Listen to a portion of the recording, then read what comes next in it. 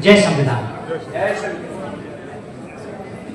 माननीय राष्ट्रीय अध्यक्ष महोदय, हमारे मंचासीन समस्त पदाधिकारी और दूर गिरिमांचलों से आए हुए समस्त जो हमारे योद्धा साथी हैं, इनको मेरा प्रणाम। जिंदा रहने के लिए रास्ता संघर्ष का चुनना पड़ेगा। जिंदा रहने के लिए रास्ता संघर्ष का चुनना पड़ेगा।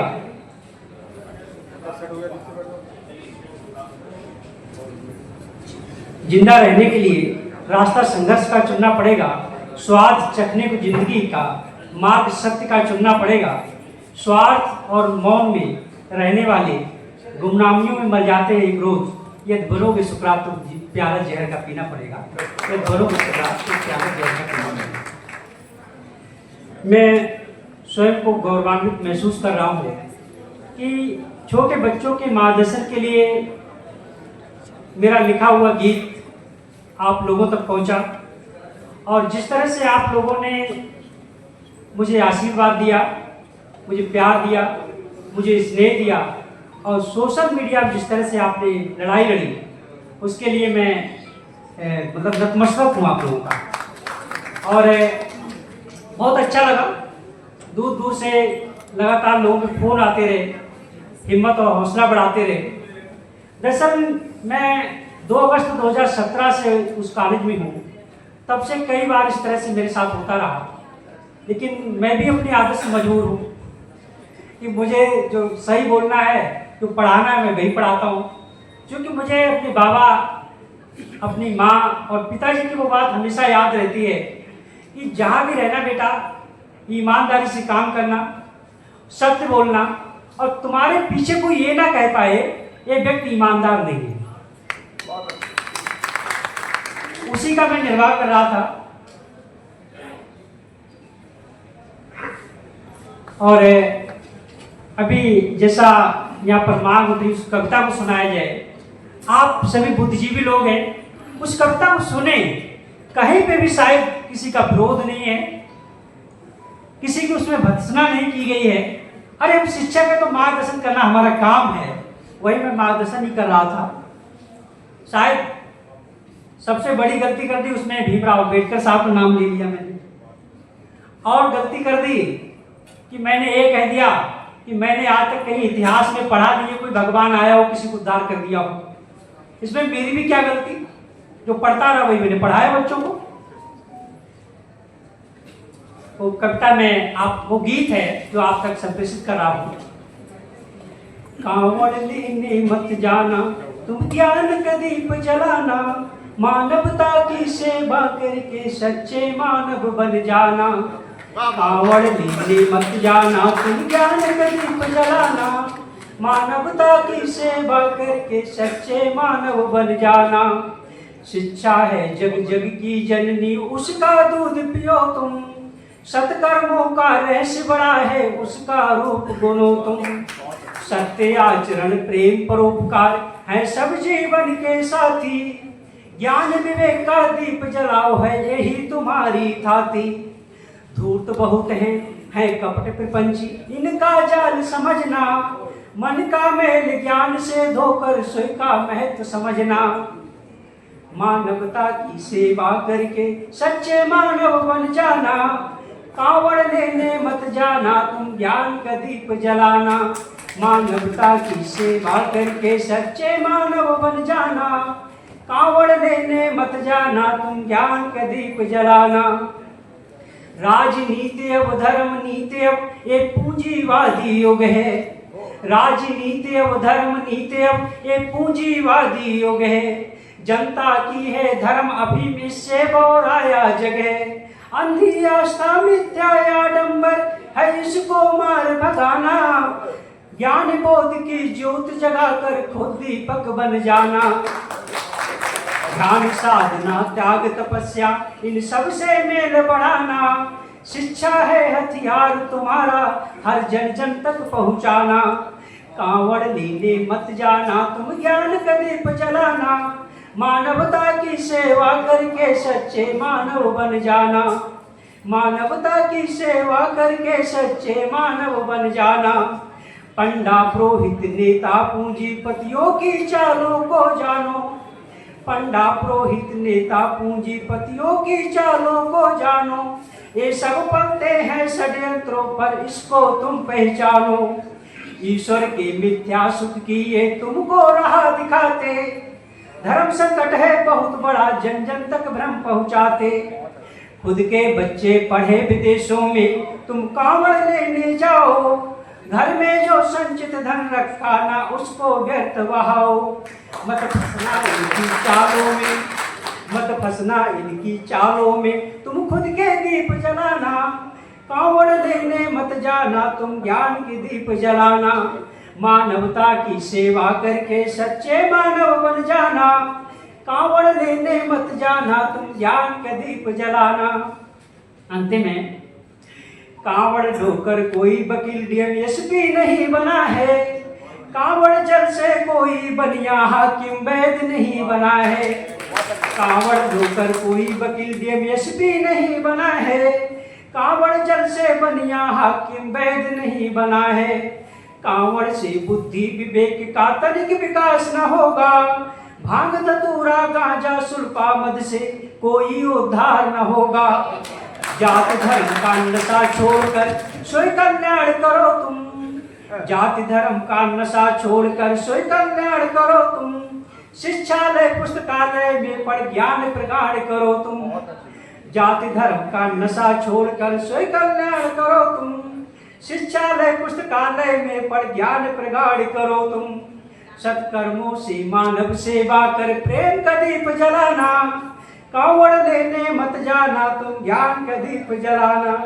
मानवता की सेवा करके सच्चे मानव बन जाना। कांवड़ लेने मत जाना, तुम ज्ञान का दीप जलाना। अरे हम छोटे छोटे बच्चों को पढ़ा रहे हैं, उनको सही शिक्षा नहीं देंगे तो किसको देंगे। इसके बाद अगले दिन हमको एक फोन आता है कि मैं विश्व हिंदू परिषद से बोल रहा हूँ। कविता बड़ी अच्छी लिखी है, शब्द बड़े अच्छे हैं आपके, अगर आप धर्म के लिए लिखे तो आपको राष्ट्रपति पुरस्कार भी मिल जाएगा। आगे ये भी कहा गया कि अगर आप अभी मुझे 2 मिनट का वीडियो बना के भेज दें माफी मांगते हुए तो बहुत अच्छा रहेगा आपके लिए। मैंने वरना क्या होगा, वरना हो सकता है आप सस्पेंड भी हो जाएं। तो मैंने कहा वीडियो में अपनी सहूलियत से बनाता हूँ, किसी कहने से तो वैसे नहीं बनाता। कोई बात नहीं। फिर लगातार इस तरह से और 1-2 फोन आते रहे। क्योंकि हमसे कोई ज्यादा बात नहीं करता, क्योंकि मैं तार्किक बात करता हूँ, ब्लूटूथ बात करता हूँ, ज्यादा मैं बात करता नहीं हूँ। तो जो हमारे ऊपर अधिकारी लोग हैं, साहब लोग हैं, उन पे प्रेशर बनाया गया कि इसको समझाओ, क्योंकि 8 सालों से मैं तो समझा नहीं, तो अब क्या समझूंगा, ये भी हो जाता है। फिर अगले दिन जो है दरोगा जी का फोन आया, बोले क्या सुना दियो माठ साहब, बोले हमको 2 लाइनें सुना दो। तो मैंने उन्हें बताया, मेरी कांवड़ लेकर मत जाना, तुम ज्ञान के दीप जलाना। मानवता की सेवा करके सच्चे मानव बन जाना। बोले कोई दुश्मन है तुम्हारे कॉलेज में? बहुत तेरे हैं साहब। क्यों? हमें ईर्षा द्वेष रखते हैं। बोले ऐसी वजह क्या है? हमने ये तो जातिगत स्वभाव, इसमें हमारी क्या गलती है? कोई बात नहीं। अगले दिन पता लगा जो है कि पहले तहरीर दी गई, उसकी भी कापी हमारे पास आई और फिर से फोन आया था, वीडियो बना के मैं भेजूं, मैंने फोन नहीं रिसीव किया। अगले दिन पता लगा हमारे ऊपर FIR हो गई। मुझे भी कोई इसकी परवाह नहीं थी। हालांकि अगले दिन जब मैं कॉलेज गया तो 1-2 साथी थे, मैं उनकी पीठ भी थपथपाई, अपनी मेहनत से लगे रहिएगा ताकि तुमको भी अपनी क्षमता को पता रहे, हमको अपनी सच्चाई को पता है। तो बोले अभी तो शुरुआत हुई है, तभी मैंने और थपथपाई, अपनी पूरी कोशिश होनी चाहिए। पता लगा कि हमारे कॉलेज के कुछ 15 साथियों ने और कुछ 4th क्लास के करीब 19 लोगों ने एक पत्र लिखा हमारे मैनेजर साहब को कि हमारी सभी की भावनाएं आहत हुई हैं और इनको जो है कॉलेज से कुछ दंडित किया जाए। अच्छा, मुझे इसका भी कोई फर्क नहीं पड़ा। जब 8 सालों से अब तक कोई फर्क ना पड़ा तो अब क्या फर्क पड़ेगा? तो मैं गया अगले दिन, तो मैंने खुद कह दिया, मैं भी चाहता हूँ 3-4 महीने हमको छुट्टी मिल जाए, विदेश भी घूमा, अपने साथियों से भी मिलूंगा। हम खुद यही चाहते। फिलहाल उसमें कुछ हुआ नहीं। और आप लोगों के द्वारा जो समर्थन मिला, जो सोशल मीडिया पर लड़ाई लड़ी गई, और अभी यहाँ भी साथी आए तो कह रहे थे कि कहीं ना कहीं इसका असर पड़ा है कि रोड पे अब कुछ संख्या कम हुई है। तो अगर ऐसा हुआ है कि जागरूकता है और आप लोगों का स्नेह प्यार है और वैचारिक क्रांति होती रहनी चाहिए। अब मैं एक कविता छोटी सी और सुनाना चाहूंगा जिसमें और देखिए मतलब कैसे कैसे विरोध किया जाता है। मैं तो ताज्जुब मानता हूँ चीज का कि मैं एक शिक्षक हूँ और शिक्षा होने के नाते अगर हमारे बच्चे हमसे पूछे आप हिंदू हो या मुसलमान हो, मैं कहूँ मैं कौन लग रहा हूँ, सर आप मुझे मुसलमान लग रहे हैं। चलो कोई बात नहीं, बढ़िया बात है, लेकिन मैं एक शिक्षक हूँ। कई बार मैं सोचता रहा, कई दिन सोचता रहा, मुझे नींद भी नहीं आई, करीब 3-4 हफ्ते हो गए। तो मैंने एक कविता लिखी थी बच्चों के लिए, उसको मैं इसलिए सुनाना चाहूंगा कि उस पर भी विरोध होता है कि हम लोग जा कहाँ रहे हैं, इसलिए मैं सुनाना चाहूंगा। क्योंकि हमारे यहाँ जो जूनियर क्लासेस रहते हैं तो उसमें मुसलमानों के बच्चे अलग इसलिए बिठाए जाते हैं, उर्दू विषय रहता है, और संस्कृत की वजह से बच्चे अलग बिठाए जाते हैं। तो बच्चों में मतलब वो जहर कौन बोलता है क्या है, मैं तो पहली बार देखा, मैं कभी ऐसे माहौल में रहा नहीं था। मैं इलाहाबाद विश्वविद्यालय प्रोफेसर रहा, प्रोफेसर हमारे हिंदू भी रहे, मुस्लिम भी रहे, सभी ने हमारा मार्गदर्शन किया। साथ ही हमारे हिंदू लड़कियां भी रही और मुस्लिम बच्चे भी रहे, हमें कभी कुछ ऐसा लगा नहीं, पहली बार लगा। तो सर वो कविता छोटी सी है, मैं इसलिए सुनाना चाहूंगा कि आखिर इस विरोध का स्तर कहाँ तक जा सकता है। ये है, न हिंदू बनना न मुसलमान बनना, न हिंदू बनना न मुसलमान बनना, अगर बन सको तो इंसान बनना। न हिंदू बनना न मुसलमान बनना, अगर बन सको तो इंसान बनना।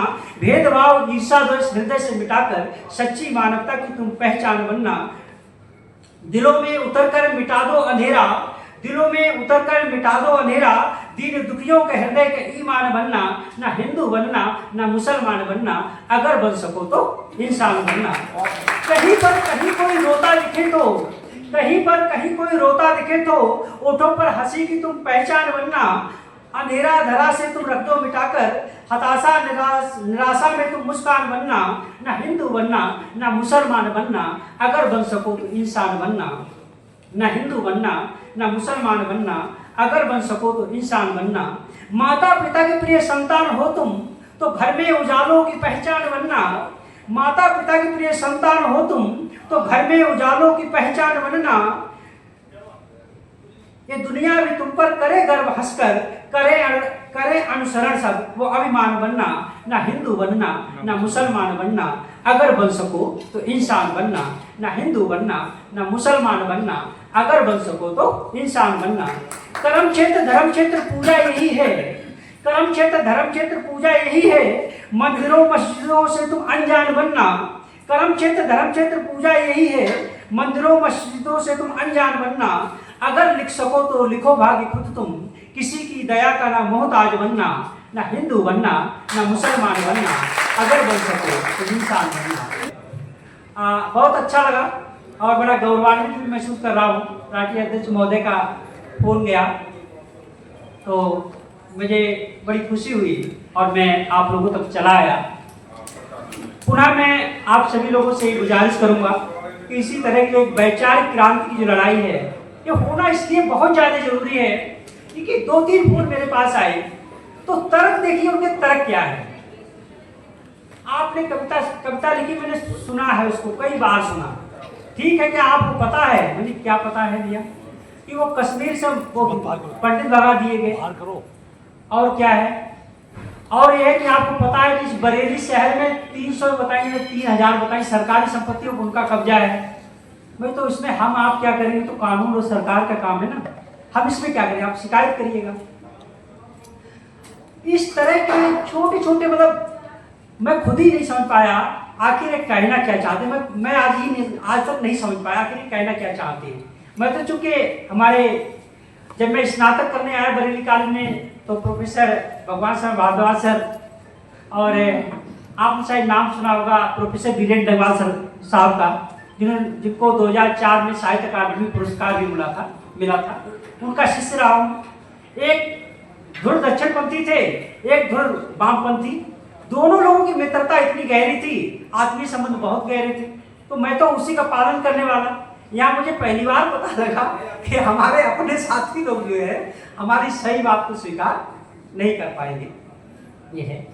और बहुत अच्छा लगा। चलते चलते एक मुक्तक है कि चमकते सितारे भी आसमान छोड़ जाएंगे, चमकते सितारे भी आसमान छोड़ जाएंगे, जलते चिराग अपनी पहचान छोड़ जाएंगे। चमकते सितारे भी आसमान छोड़ जाएंगे, जलते चिराग अपनी पहचान छोड़ जाएंगे। साथ है यार तब तक सब मिलजुल कर आगे बढ़ लो, क्या पता कब हम और आप जमी छोड़ जाएंगे, क्या पता कब हम और आप जमी छोड़ जाएंगे। हमारे बीच कुछ नारी शक्ति बैठी हुई है, मैं नमन करूंगा, इसी बहाने मैं अपनी मम्मी को भी नमन करूंगा कि जिन्होंने एक ही बात कही। इस समय इतना सब कुछ माहौल बना रहा तो हमने एक तरह से फोन किया, हमने अम्मा बोली हाँ अल्लाह, हमने पता ना क्या हो इल्ला वो FIR दर्ज होगी नहीं हो तो गई अम्मा कहीं क्या हो वो तो सब निपटिए है, तूने कोई गलत थोड़ा बोलो, सही तो बोल रहा। मैं ऐसे ही मजा ले रहा था, हालांकि मुझे पता था इसमें कुछ नहीं होना है, जबकि मेरी माँ जो है वो ज्यादा पढ़ी लिखी नहीं, पढ़ी लिखी क्या मैंने खुद ही देखा, जब हम पढ़ते थे तो वो हस्ताक्षर करना सीखती थी और कक्षा एक ही किताब खुद भी पढ़ती थी। हालांकि हमारे पिताजी जरूर इंटर कॉलेज से जो है प्रवक्ता सेवानिवृत्त हुए हैं, तो मुझे बड़ी हंसी आई, काफी देर तक मैं आनंद लेता रहा। मुझे अम्मा आप क्या करेंगे, क्या करेगो, वो तो सब ऐसे चलते रहा देगा, तो सही बोलो, अपनी सही बात अटल रहना। ठीक है, तो चलते चलते कहूँगा, मैं जिंदगी का सारा सफर लेके चला हूँ, मैं जिंदगी का सारा सफर लेके चला हूँ, इस उम्र का भी अपना असर लेके चला हूँ। मैं जिंदगी का सारा सफर लेके चला हूँ, इस उम्र का भी अपना असर लेके चला हूँ। ये मौत मेरी राह में तुम मुझको न तकना, मैं घर से चला माँ की दुआ लेके चला हूँ, मैं घर से चला माँ की दुआ लेके चला हूँ। बाबा साहब भीमराव अंबेडकर साहब अमर रहे। जय भारत, जय संविधान, जय